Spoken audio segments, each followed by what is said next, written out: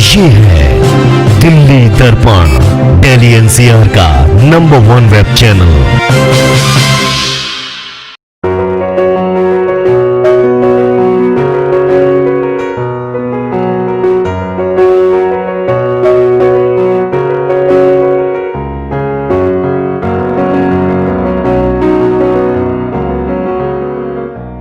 स्त्री मां भी है, बहन भी है तो पत्नी भी।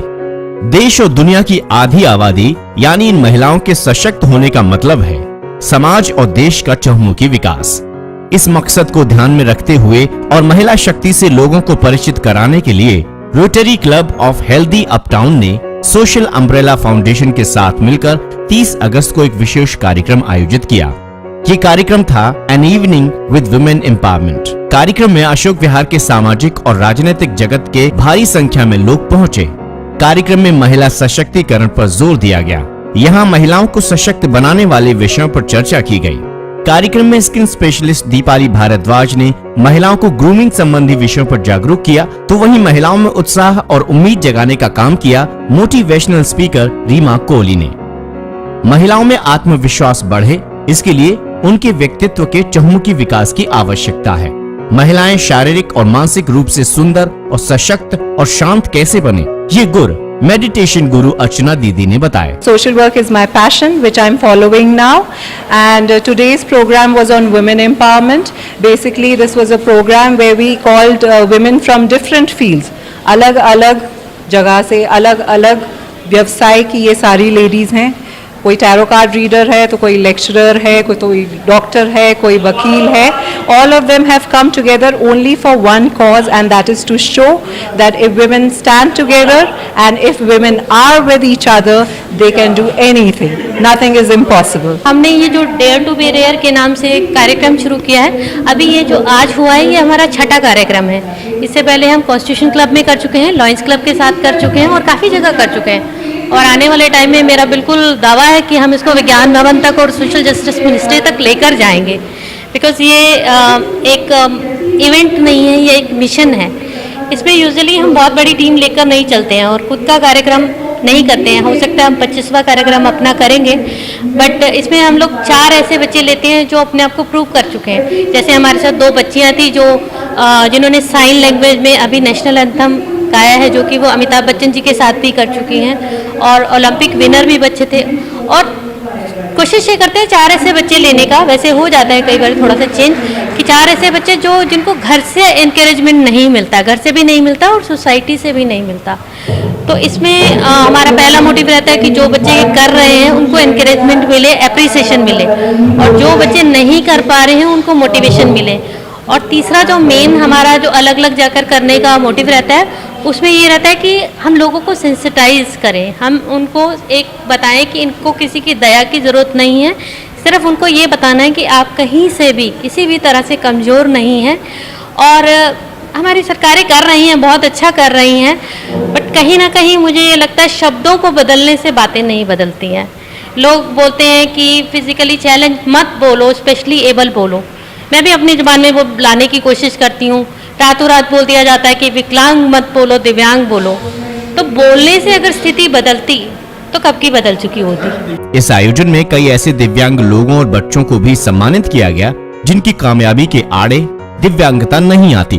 इन दिव्यांग बच्चों में कीर्ति और सिमरन कालरा 2 बच्चियां ऐसी भी थीं जिन्होंने राष्ट्रीय अंतर्राष्ट्रीय ओलंपिक खेलों में कई मेडल जीते हैं। इन दोनों बच्चों ने हाल ही में सदी के महानायक अमिताभ बच्चन के साथ सांकेतिक भाषा यानी कि साइन लैंग्वेज में राष्ट्रगान प्रस्तुत किया था। ये दोनों बच्चियां स्त्री शक्ति का एक अनुकरणीय उदाहरण बन गईं। गणमन अधिनायक जय हे भारत भाग्य विधाता, पंजाब सिंध गुजरात मराठा द्राविड़ उत्कल बंग। मेरी दोनों बेटियों को आज वुमेन एम्पावरमेंट के प्रोग्राम में बुलाया गया। उनको बहुत अचीवमेंट, उनकी जो अचीवमेंट थी उसके लिए उनको सराहा गया है, और जो उन्होंने अभी नेशनल एंथम अमिताभ जी के साथ प्ले किया था उसको इन सब के बीच में खड़े होकर के करवाया गया, तो मुझे बहुत अच्छा लगा। इस आयोजन में रोटरी क्लब के कई प्रमुख पदाधिकारी भी पहुंचे। इनमें सुंदर लाल जैन, हॉस्पिटल के संचालक डॉक्टर वी के जैन भी शामिल थे। वी के जैन ने इस तरह के आयोजन को बेहद उपयोगी बताया। ये rotary club Delhi up town, जिससे मैं पास्ट प्रेसिडेंट हूँ। 98-99 में मैं प्रेसिडेंट था। उन्होंने ये प्रोग्राम ऑर्गेनाइज कराया है। हमारे एक मेंबर हैं कोहली साहब, उनकी डॉटर इन लॉ ने, रीमा कोहली ने ये इसको प्रोग्राम को अरेंज किया है। और जिस तरह का प्रोग्राम है स्त्री शक्तिकरण में, उसके लिए बहुत बधाई के पात्र है। और इसके जैसे भी देखा है आपने कि इस तरह के प्रोग्राम अगर होते रहें तो उसका जरूर असर पड़ेगा। महिलाओं की बात हो और फैशन और डिजाइनिंग की बात ना हो, ऐसा तो हो ही नहीं सकता। इसलिए कार्यक्रम में स्त्री शक्ति वॉक रखा गया, जिसमें 12 महिलाओं ने रैंप पर वॉक करके विभिन्न प्रांतों के पारंपरिक परिधानों की डिजाइन दिखाई, साथ ही ज्वेलरी डिजाइनिंग जैसे गुणों को भी सभी के सामने रखा।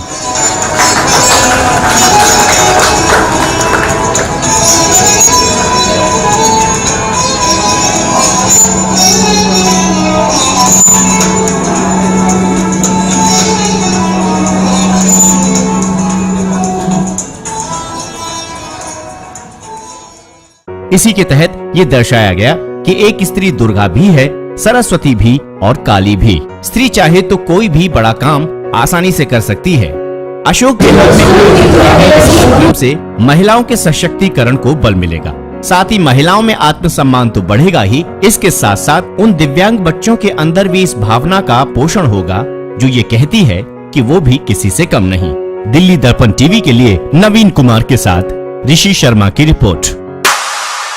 लेटेस्ट खबरों के लिए सब्सक्राइब करें हमारा YouTube चैनल, Facebook पेज को लाइक करें या लॉग इन करें www.delhidarpantv.com। दिल्ली दर्पण टीवी पर खबरों की कवरेज और विज्ञापनों के लिए संपर्क करें इस नंबर पर।